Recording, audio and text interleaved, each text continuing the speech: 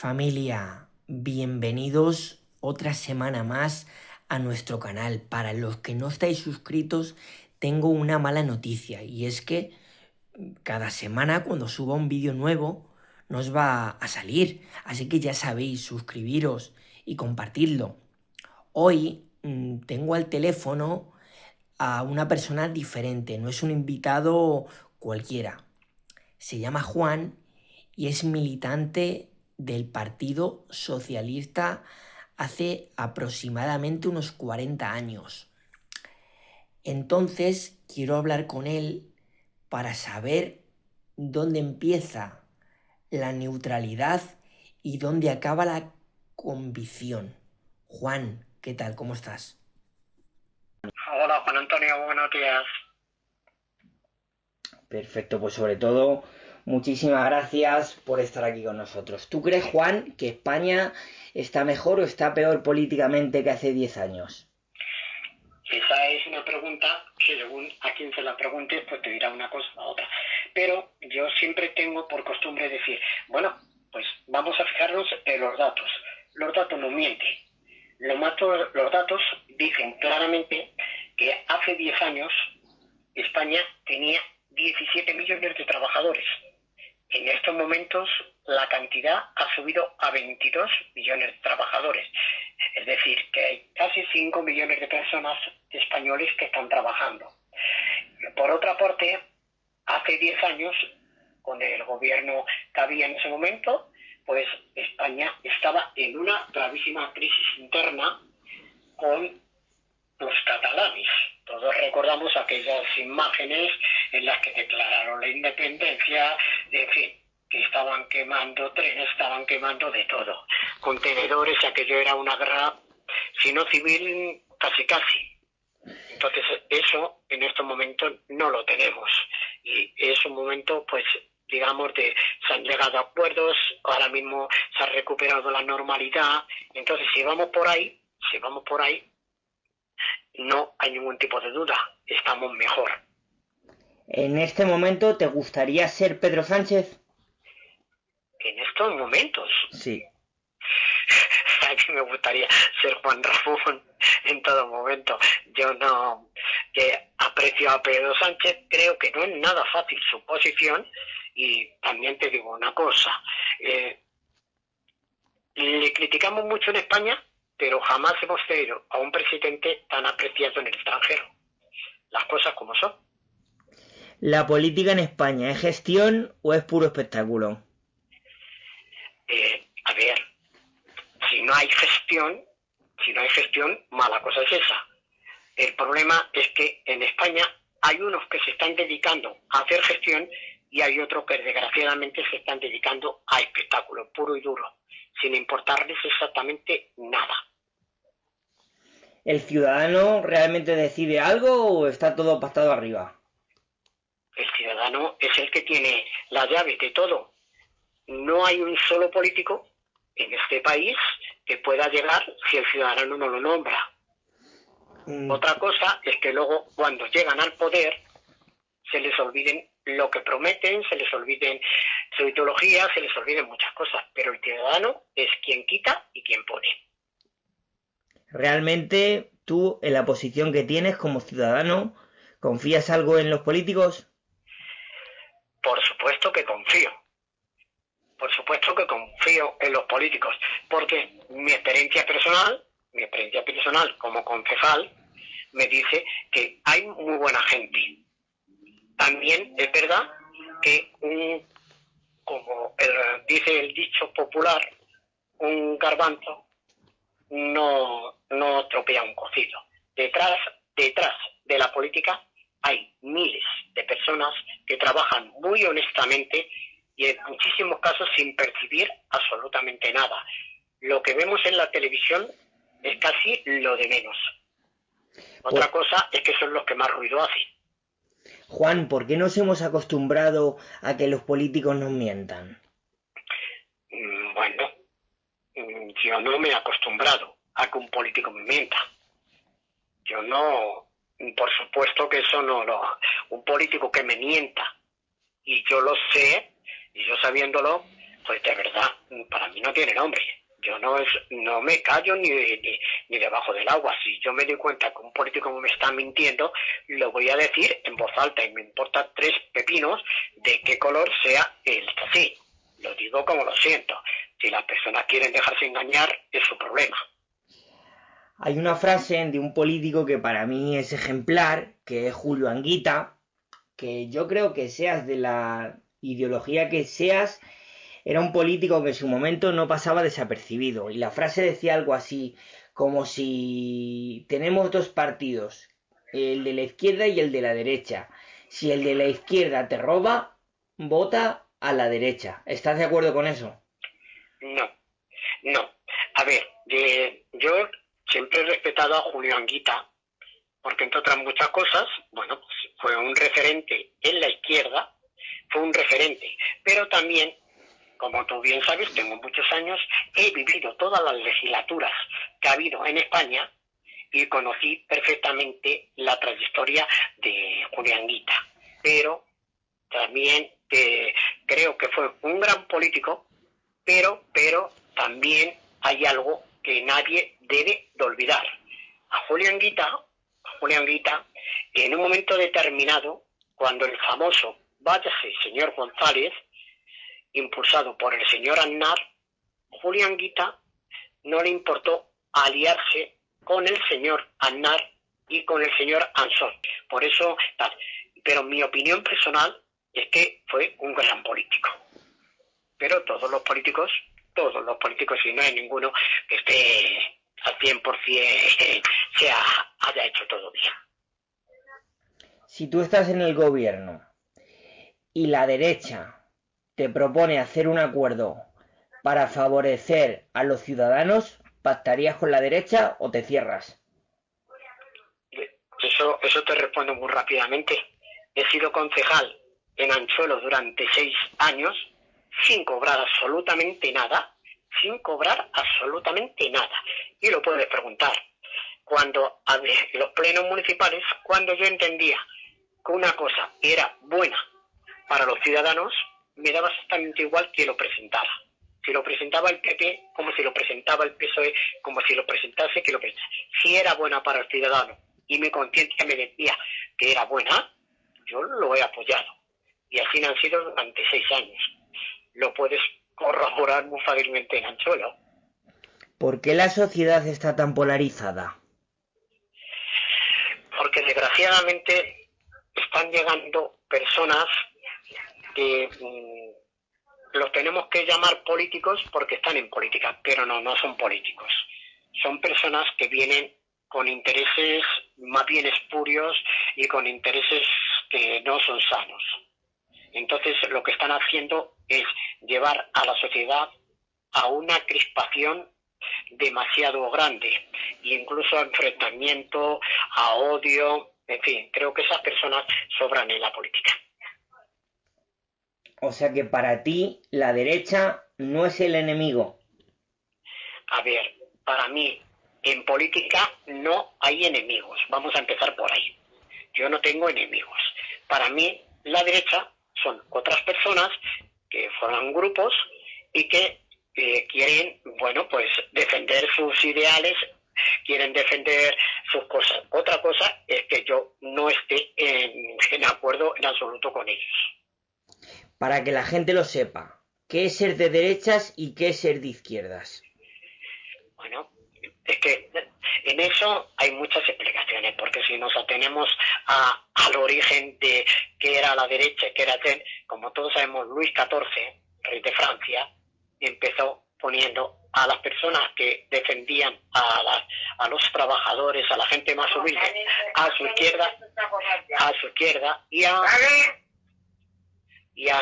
su derecha colocaba a los más adinerados, empresarios y tal. Y de ahí viene derecha, izquierda. Luego después eso ya se ha ido generalizando, pero la derecha y la izquierda en realidad, bueno, cada uno defiende una ideología distinta, pero entiendo que lo primero que deberían hacer todos, absolutamente todos, tanto la derecha como la izquierda, es pensar primero en el ciudadano, luego en el ciudadano y después en el ciudadano.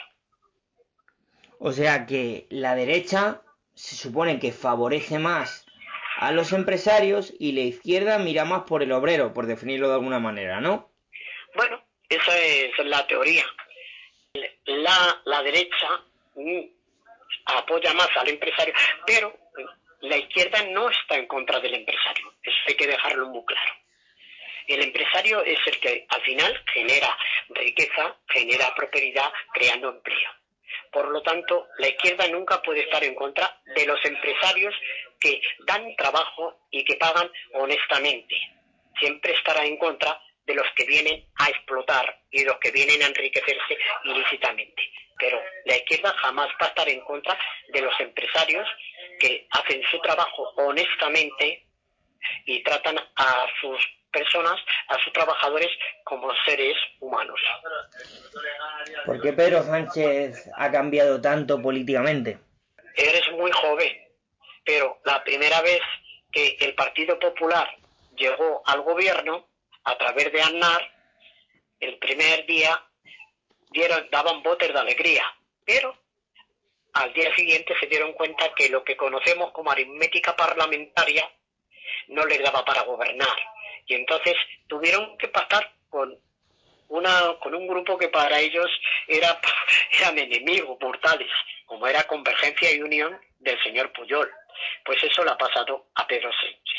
Pedro Sánchez ha tenido que pactar con Podemos, ha tenido que pactar con Jun, ha tenido que pactar por una razón muy sencilla, porque si no, no hubieran gobernado.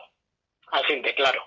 Entonces, a veces para llevar tu proyecto a la ciudadanía tienes que realizar sacrificios importantes y hacer pactos que en condiciones normales no hubiera hecho. Pero eso lo hace la izquierda y la derecha. ¿Es mejor mantener tus principios por los que la gente te está votando o pactar con quien sea?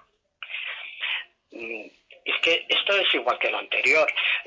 Tus principios siempre los debes de mantener.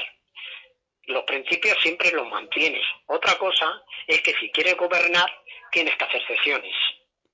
Y ahí, te repito, estoy totalmente seguro que el señor Aznar nunca hubiera deseado pactar con Convergencia y Unión del señor Pujol. Pues lo mismo le pasaba a Pedro Sánchez. Lo dijo muy claramente, no le hubiera gustado tener que pactar con Podemos o tener que pactar con Jun o tal así. Pero si se quiere gobernar,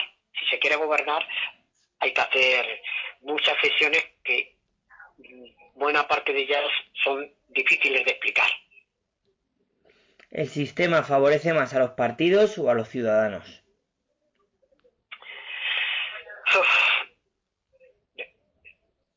Es una pregunta que no sé qué decirte. No sé qué decirte porque los partidos a veces están demasiado anquilosados. Y el ciudadano también ya ha llegado un momentito que está también un poquito como aburrido. Entonces, ¿quién sale más beneficiado? No me atrevo a decírtelo. Pero creo que desgraciadamente hay partidos que están sacando más provecho de que debieran sacar. La sociedad, como hemos hablado anteriormente, está polarizada. ¿Eso le interesa a los partidos políticos? Algunos, a los más radicales sí. ¿Los políticos viven desconectados de la realidad de la calle? Sinceramente creo que sí. ¿Qué es lo que no vemos los ciudadanos de la política real? Hay una cosa que no estamos viendo. Estamos viendo la televisión, estamos viendo los problemas, los insultos, tal. Estamos viendo a estos señores que en algunas ocasiones pues son muy bien pagados, pero no vemos que detrás de ellos hay cientos de miles de personas de todos los colores, que son los que realmente sostienen la política, porque hay cientos y cientos de pequeñas localidades y pueblos que no se pueden permitir el lujo de tener políticos profesionales. Entonces, esas personas dedican mucho tiempo para que sus ciudadanos, sus vecinos, sus amigos, sus compañeros de pueblo, de localidad, pues puedan tener un poquito mejor la vida. Y esas personas son a las que normalmente no salen en la televisión, no lo vemos, pero esos son los que verdaderamente para mí, son la política que merece la pena. Juan, ¿cuántos años llevas militando en el Partido Socialista? Pues la primera vez que me afilió mi padre en Ferraz, creo que tenía poco más de 20 años. Entonces, en la actualidad voy a cumplir 72. Es verdad que he estado un tiempo, me enfadé, me fui, pero ahora llevo ininterrumpidamente 24 años. Desde que me afilié he estado en 3 agrupaciones distintas: Madrid, Camarga y Alcalá de Henares. Y en los últimos 24 años he pertenecido al Partido Socialista. Siempre sin ocupar ningún cargo profesional. Nunca. ¿Tu partido ha cambiado mucho desde que te afilias? Evidentemente ha cambiado mucho. Sobre todo se han cambiado los discursos, han cambiado, en fin, muchas cosas. Muchas cosas. Por una parte, se supone que hay más control, pero por otra parte quizás haya menos ideología. ¿Echas de menos el PSOE de Felipe González, de Alfonso Guerra? No, porque tuvieron demasiadas lagunas y creo que sinceramente no están para dar lecciones a nadie. ¿Pedro Sánchez lidera un proyecto o una estrategia de supervivencia? A ver, hay una cosa en política: tú no puedes tener un proyecto si no supervives. Si no hay supervivencia, no hay proyecto. Por lo tanto, las dos cosas tienen que ir unidas. Pedro Sánchez dice que no convoca elecciones porque si las convoca va a gobernar la derecha. ¿Estás de acuerdo con esto? O sea, al final nos pintan siempre que es el ciudadano el que tiene que decidir. Y con estas palabras, no sé, me deja un poco cao. Yo, no, la verdad, que soy honesto, no lo he oído decir eso. Lo he oído en muchísimas ocasiones, pero esas palabras yo no se las he oído. Otra cosa es que, bueno, pues se diga, cuidado que viene la derecha. Evidentemente, el problema no es que viene la derecha. Yo a la derecha no le tengo miedo. Le tengo miedo es a la ultraderecha. A la ultraderecha sí le tengo miedo, porque como estamos viendo, con muy poquito, están obligando a la derecha tradicional a tragar con cosas verdaderamente que suponen un importante retroceso en los derechos de los españoles. Pero ¿Vox es la ultraderecha? Totalmente. Es un partido que por una parte me sorprende que quiera entrar en el gobierno, ¿qué tal? Cuando no creen en la democracia, ni creen en la Constitución, ni creen en nada.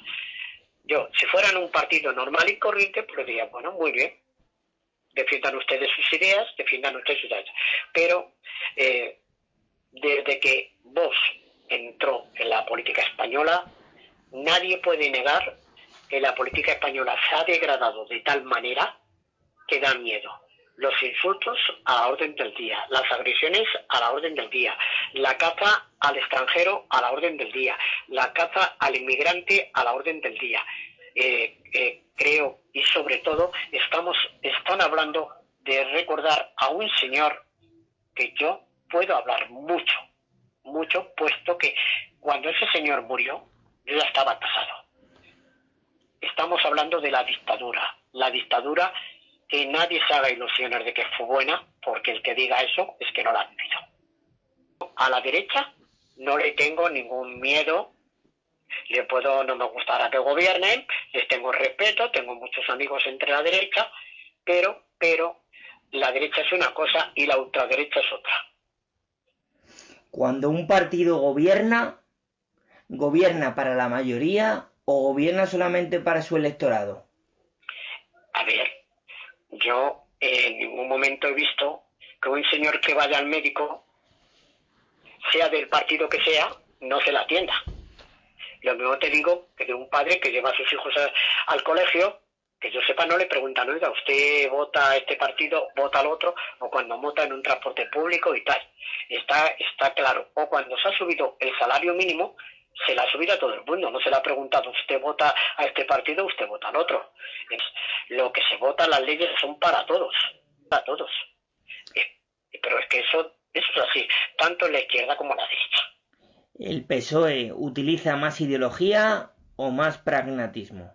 La ideología, a ver, la ideología está muy bien cuando se puede aplicar, cuando tiene suficiente mayoría, cuando tiene suficientes recursos para imponer. Pero si tú no tienes recursos suficientes para imponer tu ideología, tienes que ser pragmático. Y el pragmatismo, pues vuelvo a repetirte, no siempre casa con la ideología. Cuando le hacen la moción de censura a Mariano Rajoy, el señor Sánchez le dice que con toda la corrupción que tenía Rajoy, que tenía que haber dimitido ya. Y ahora se ha dado la vuelta un poco a la tortilla y ahora el que tiene corrupción entre sus filas es Pedro Sánchez. ¿Por qué no ha dimitido? A ver, me estás diciendo estás afirmando una cosa que ningún juez ha dicho. Entonces, si jugamos a respetar lo que es la presunción de inocencia, vamos a decir las cosas como son. Nadie ha dicho que Pedro Sánchez sea corrupto. El caso más claro le tienes en que recientemente, 2 años, ha tenido que sufrir su esposa el acoso de un juez y recientemente, hace apenas 2 días, la UCO ha mandado un informe al propio juez penado diciendo que la señora Begoña Gómez tiene su cátedra totalmente legal, que no hay absolutamente ningún movimiento irregular. Por lo tanto, decir eso no es lo mismo. Mira, yo, entre otras muchas cosas, viví el tiempo de Rajoy, viví el tiempo de todo. Fueron muchas cosas las que se le echaron encima a Rajoy. A Rajoy nadie le ha preguntado, oiga, los 65.000 millones de euros que usted regaló a la banca, ¿por qué se los regaló? Usted tuvo temas, como se está demostrando ahora, recientemente, hace un día o 2, su propia gente ha declarado en el juzgado que le pagaban 10.000 euros mensuales. Hubo mucha delincuencia probada, cosa que hasta el momento no se ha probado con Pedro Sánchez. Si un día se llegara a demostrar que Pedro Sánchez es corrupto, yo seré el primero en decirle, es usted un sinvergüenza. Pero a día de hoy no hay una sola prueba. Nada más que hay acusaciones. Pero te vuelvo a repetir, sentencias ni una. O sea que, ¿tú crees, Juan, que lo de Ábalos, lo de Koldo, ¿tú piensas que Pedro Sánchez no sabía nada? Lo pienso totalmente. Y hasta ahora nadie ha podido demostrar que Pedro Sánchez estuviera al corriente de que Ábalos o el señor Koldo hubieran hecho algo irregular. Pero están en la cárcel por algo, ¿no? En la cárcel hay mucha gente del PP. En la cárcel hay mucha gente del PP también.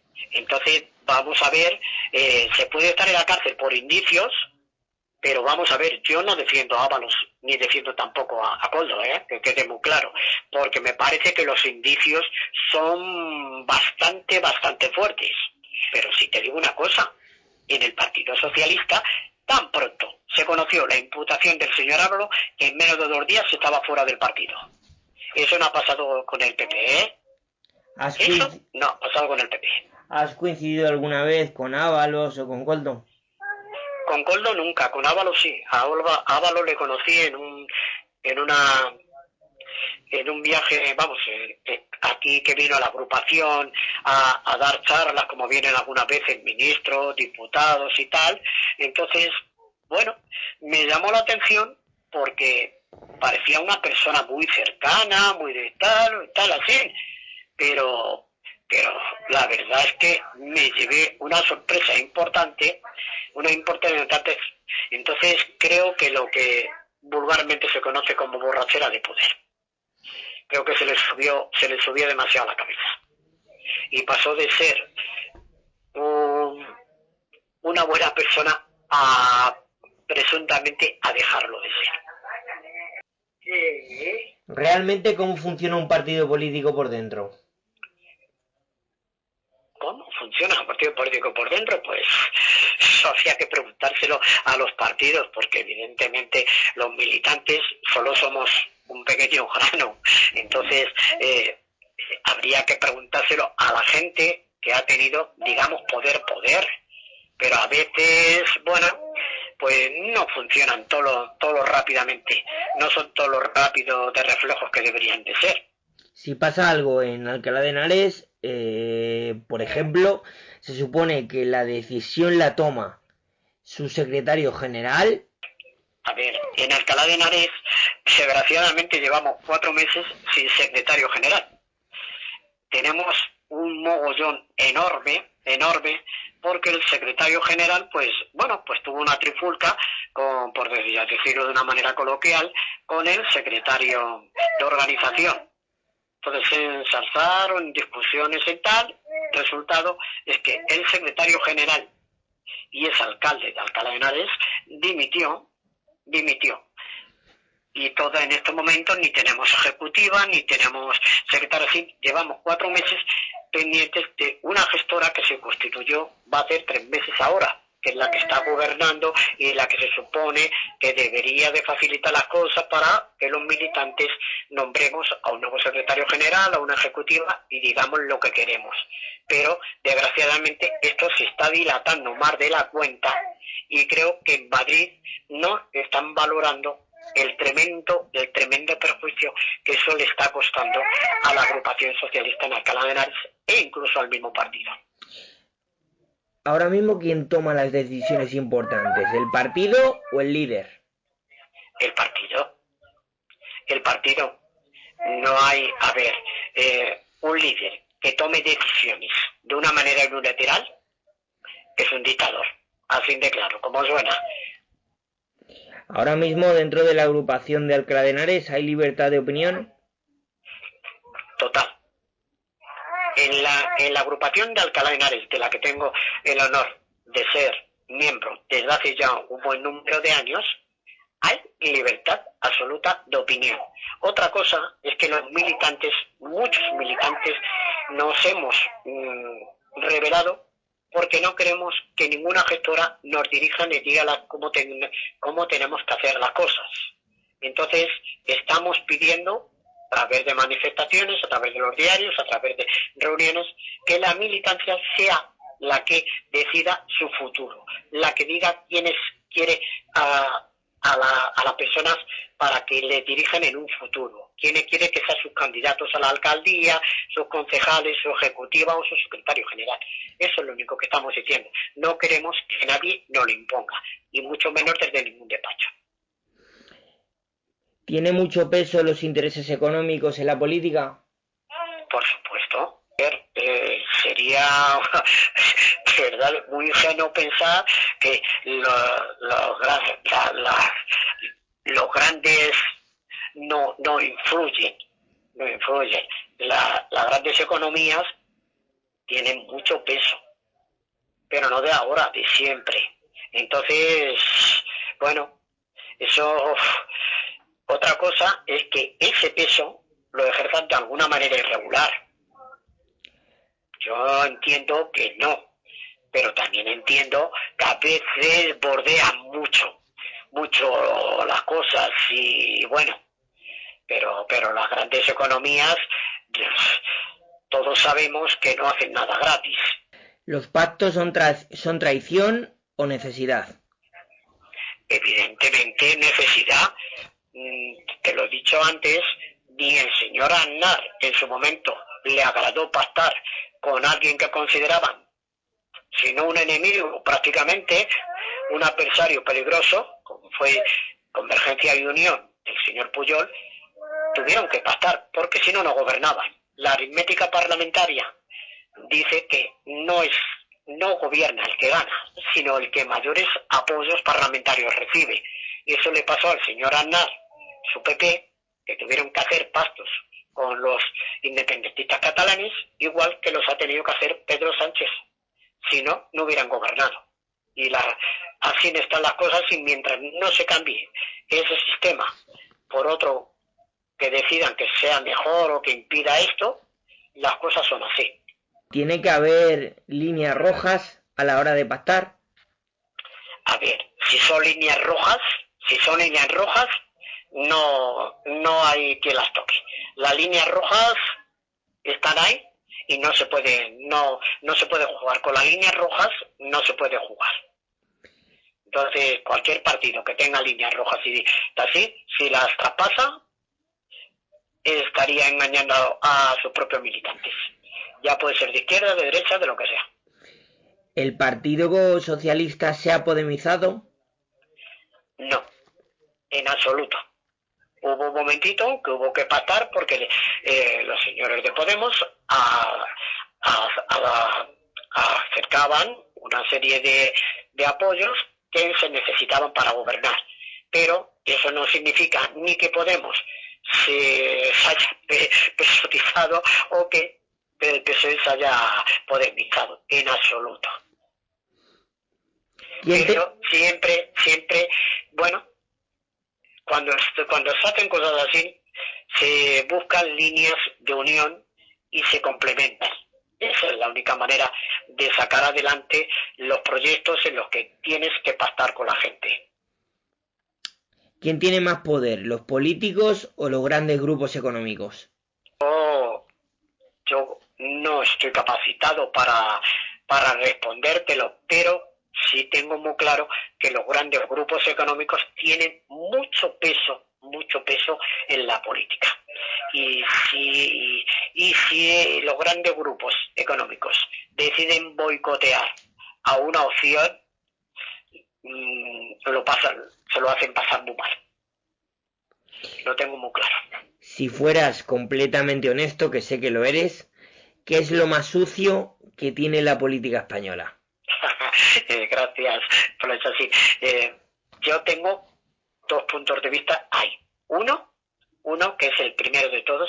Para mí lo más sucio que hay en la actual política española son esas personas que han llegado con intereses oscuros, personales, que se están dedicando a espolvorear el odio, el veneno, el enfrentamiento y toda clase de mentiras con tal de obtener réditos personales. Para mí, esas personas es lo más turbio y lo más oscuro que está, porque están provocando enfrentamientos y de cosas que hacía muchos años que en España no se veían. Y luego también hay otra cosa, para mí, que es la segunda, que también tiene mucha importancia y que es bastante sucio dentro de la política española. Cuando llega la hora de la renovación, en cualquier partido, las personas que llevan muchos años en el poder hacen lo posible y lo imposible porque eso no sea así. Entonces, obstaculizan de maneras a veces indecentes, con tal de que no haya esas renovaciones. Y para mí, junto con lo que te he dicho al principio, es lo más sucio que hay en política. Pedro Sánchez ha dicho en varias ocasiones que él no conoce a Aldama, ni conoce a ciertos señores, ni sabía lo que pasaba dentro de su partido, pero sí que tiene fotos con Aldama. ¿Qué piensas de esto? ¿No es un poco contradictorio? En absoluto. Yo tengo muchas fotos con Pedro Sánchez. Tienen mi esposa, tienen mis nietos y tal, y no soy conocido de Pedro Sánchez. Mira, hay una persona en el Partido Socialista que esté demandada para hacer fotos, que en todas las reuniones le pueden demandar cientos y cientos de fotografías, ese es Pedro Sánchez. Es una persona que jamás pone el menor reparo para hacerse una fotografía con una persona. Nunca le dice absolutamente nada. Hombre, mujer, joven, mayor, nunca pregunta, oye, pero nunca. Eso yo que he conocido a muchos dirigentes políticos del Partido Socialista, te puedo decir que no era tan fácil hacerse una fotografía con Felipe, con Guerra, en fin, con muchos políticos que os marcaba, que, en fin, mantenían más las distancias. No quiero decir que con esto fueran malos ni buenos, pero sí mantenían malas distancias. Todo el que quiera hacerse una fotografía, yo me he hecho una barbaridad, lo mismo en Madrid que en Alcalá con Pedro Sánchez. La fotografía no, una fotografía para mí no es no, porque yo no puedo presumir y si me vieras algunas fotografías, diría, hostias, ¿de qué conoces al presidente? Diría, no soy, le conozco, no tengo ninguna amistad personal. ¿Piensas que al PSOE le va a costar recuperarse de este varapalo? Sin duda le va a costar, porque mi opinión personal ya se la he dicho a algunas así. Yo, todo lo que está pasando, supongo que te está refiriendo a lo que está pasando con Zapatero. Sí. Entonces, yo con Zapatero igual, he tenido así pues otra persona que es muy cercana y tal. Yo, sinceramente, creo que es inocente, creo. Si fuera culpable, mi decepción sería muy grande, muy grande. Pero lo mismo que te digo esto, tengo muy claro que los señores expresidentes de este país, llámese Felipe, llámese Aznar, llámese Rajoy, llámese Zapatero, están jugando con fuego, porque a un presidente, cuando le llamas sabiendo que tiene una agenda muy importante y tiene unos contactos que no tenemos cualquiera.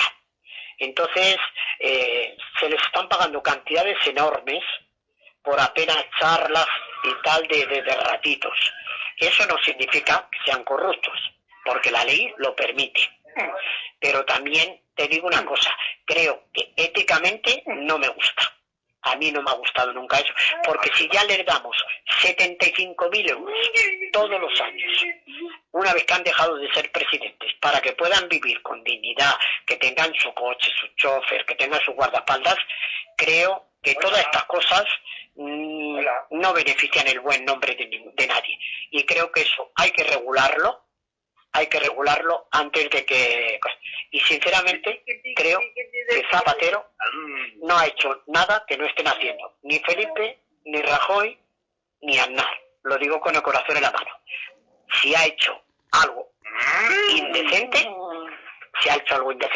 la verdad es que me supondría una enorme decepción, y yo sería el primero en decirle, es usted un desgraciado.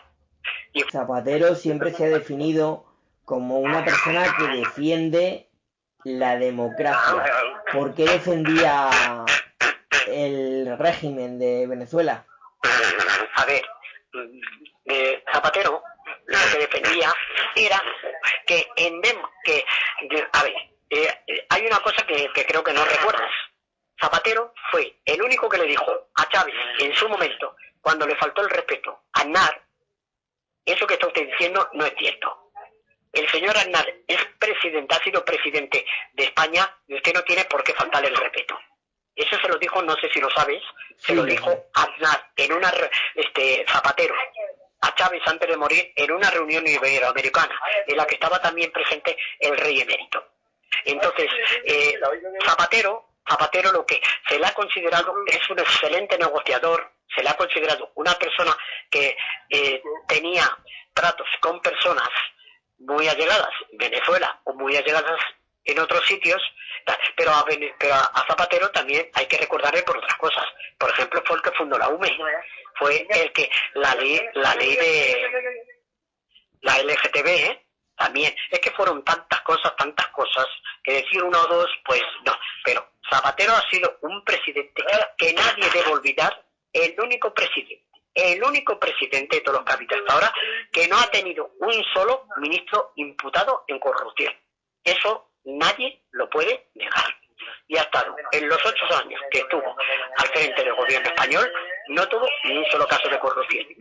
No lo puede decir ni Felipe, ni Aznar, ni Rajoy, y desgraciadamente tampoco lo puede decir ahora Sánchez.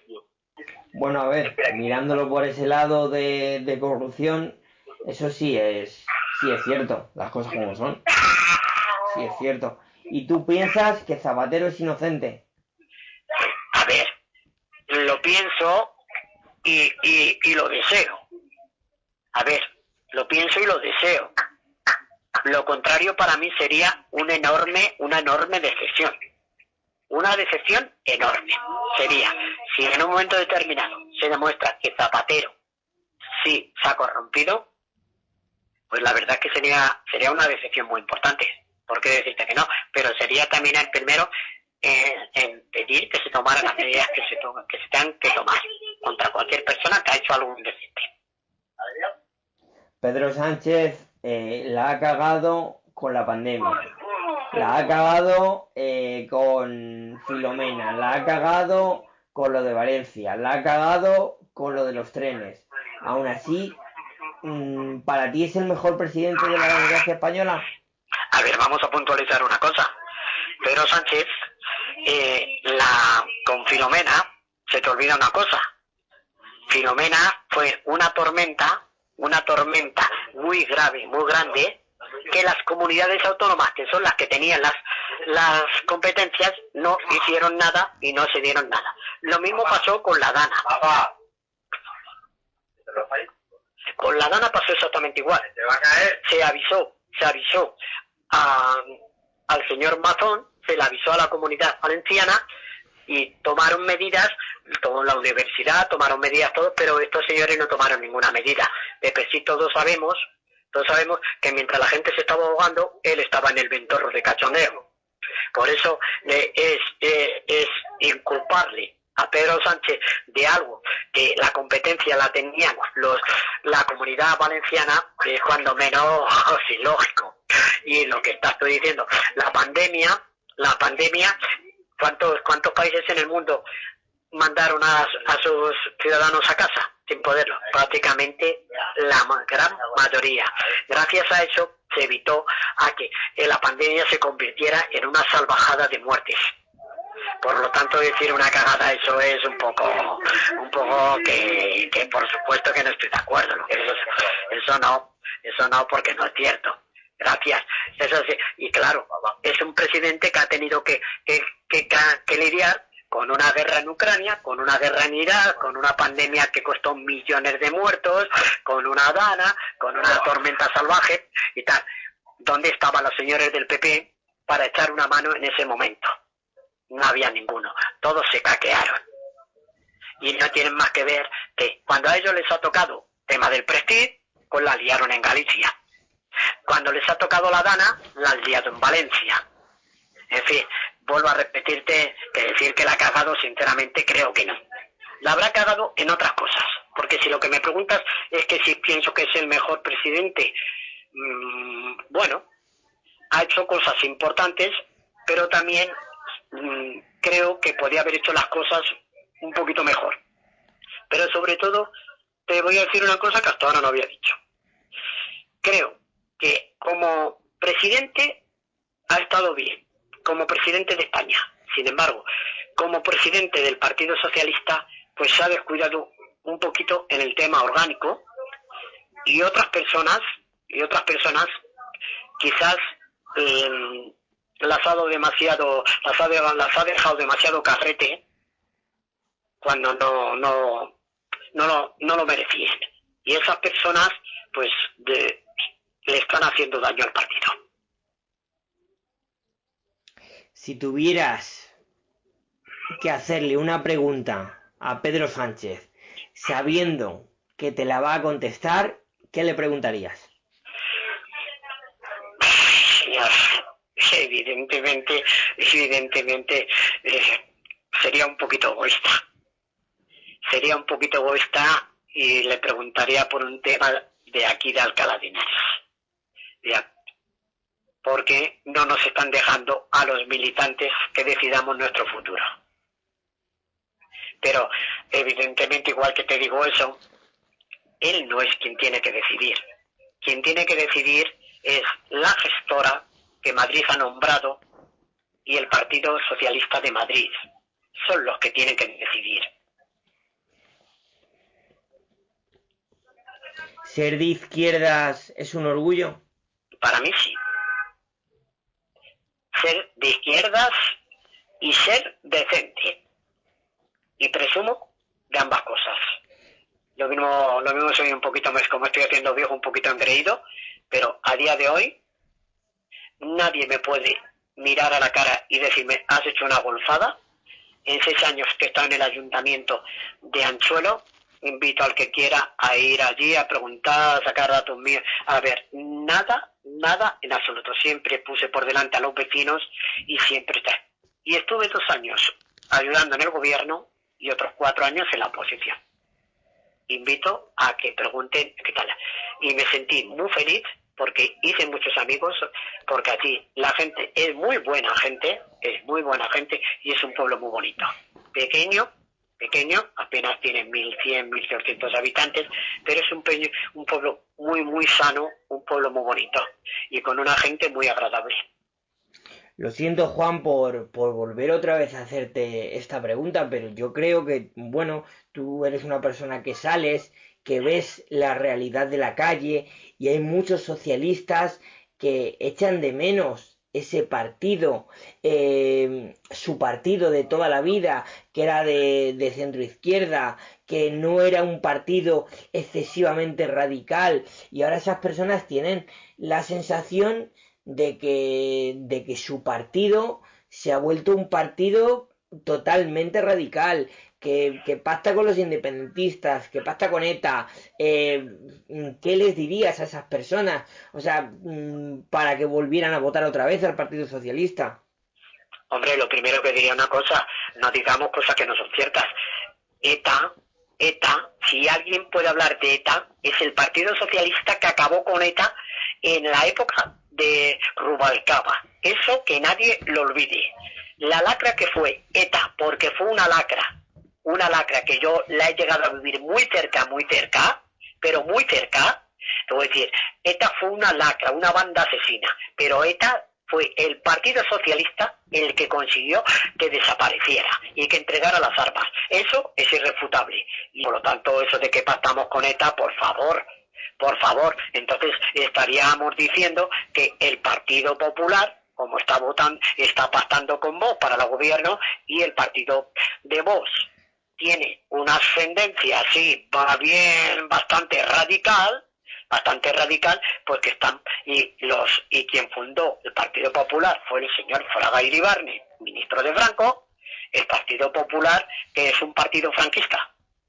A ver, no, por favor, no, ni se ha dado que el problema de los partidos, lo mismo ahora le está pasando al PP, en su momento le pasó al PSOE. Al tener que pactar con partidos más radicales, tuvo que asumir posiciones que no eran las suyas, pero que era o esto es lo que hay o no se gobierna. Y es lo que le está pasando al PP.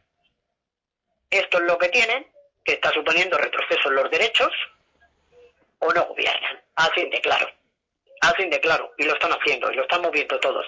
Por lo tanto, yo les diría, el Partido Socialista no es un partido radical, en absoluto.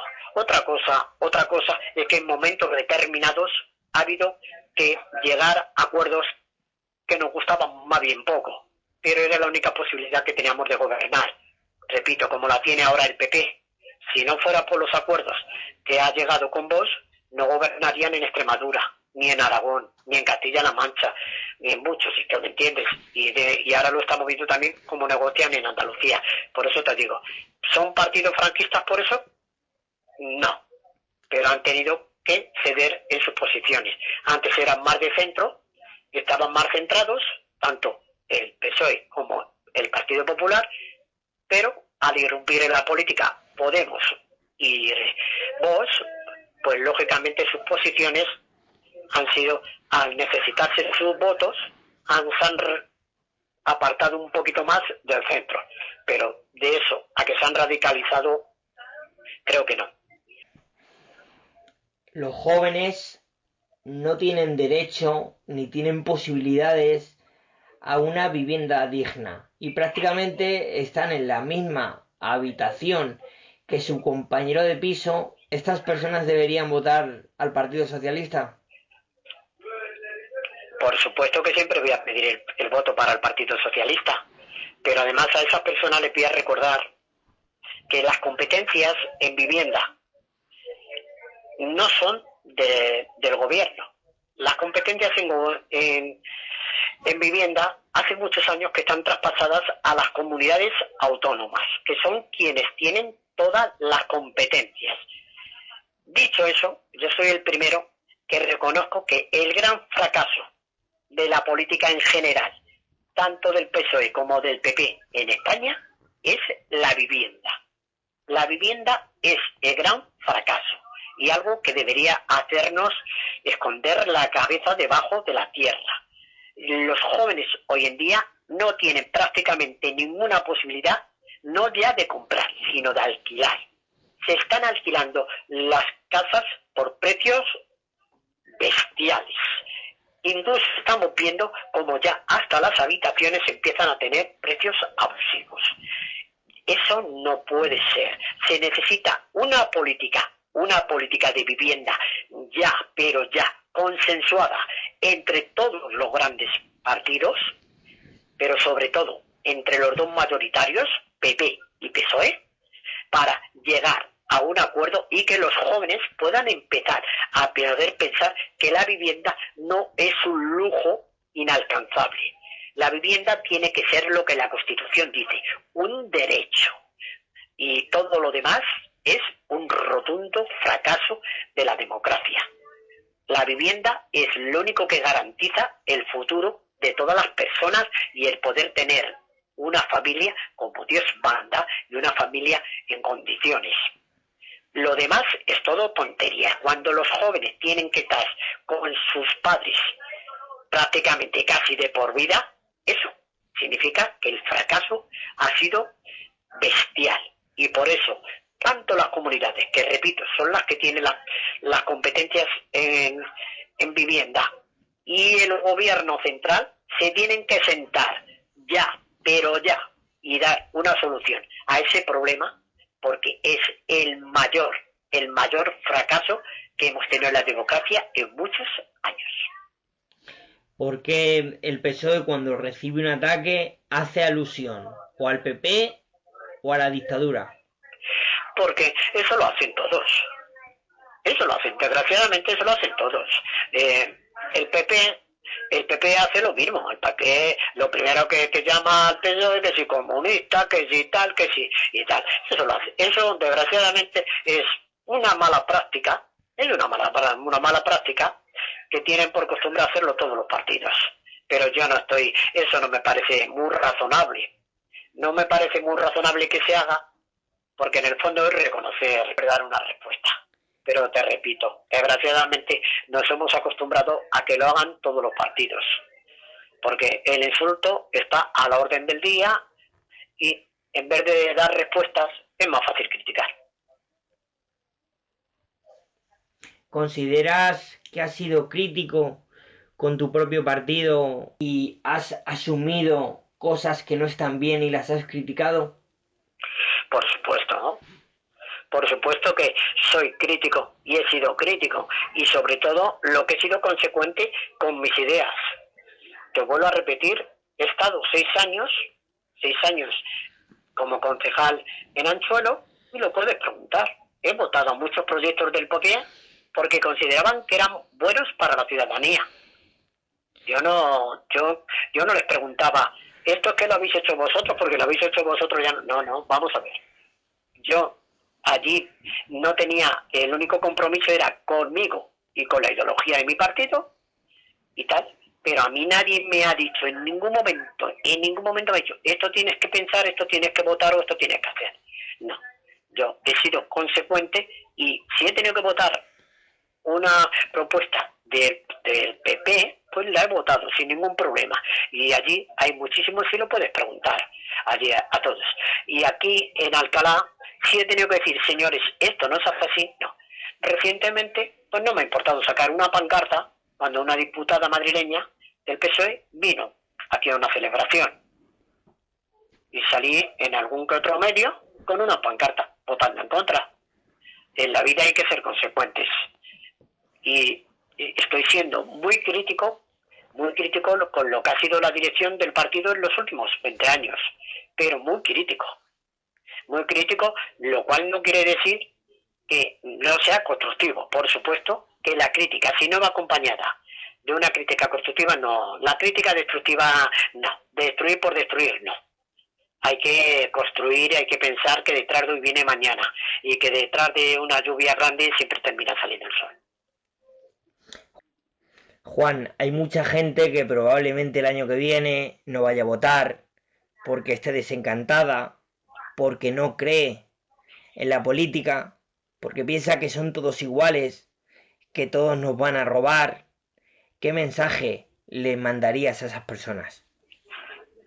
Primero, que el desencanto lo entiendo perfectamente, entiendo el cabreo e incluso lo llego hasta a compartir. Pero si no votamos, entonces es cuando estamos tirando todo abajo.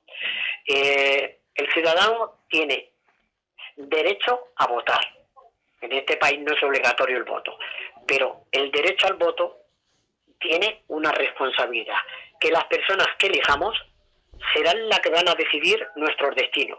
Y tenemos que tener muy claro si queremos tener sanidad pública, si queremos tener sanidad que atienda a todas las personas, si queremos tener una educación pública, si queremos tener derecho a una vivienda, si queremos tener derecho a servicios sociales, si queremos tener derecho a un país en el que puedas salir a la calle sin que te maten a palos, sin que nadie te insulte por tu ideología, por tu religión, por tu color de piel.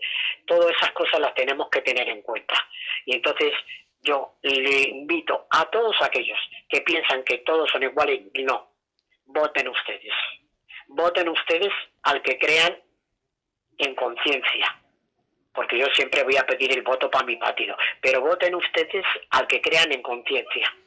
Y sobre todo, mirando muy bien qué le ofrece esa persona, ese proyecto, ese partido al que vas a gustar. Mírelo primero. No vaya a ser que después no tengamos tiempo para llorar. Porque aquí se habla de muchas cosas, me has preguntado de muchas cosas, pero yo escuché a muchos pensionistas quejarse muy duramente cuando el señor Rajoy durante 8 años lo subía al 0,25 y lo hizo de poder de adquisición, lo hizo por así. Por eso yo señores, cuidado, que es muy duro que te tengan que operar y que no te puedan operar porque no tienes dinero para pagarlo. Cuidado, señores, cuidado, que no hemos llegado hasta aquí por capricho, ni hemos llegado porque nos ha regalado nada a nadie. Esto ha sido muy duro llegar hasta aquí y no podemos tirar por la borda ahora tanto sacrificio y tanto esfuerzo. Perfecto, Juan. Pues muchísimas gracias por haber compartido esta charla con nosotros, ¿vale? Juan Antonio sabe que es un placer y encantado. Nada, gracias. Un abrazo para ti. Un abrazo.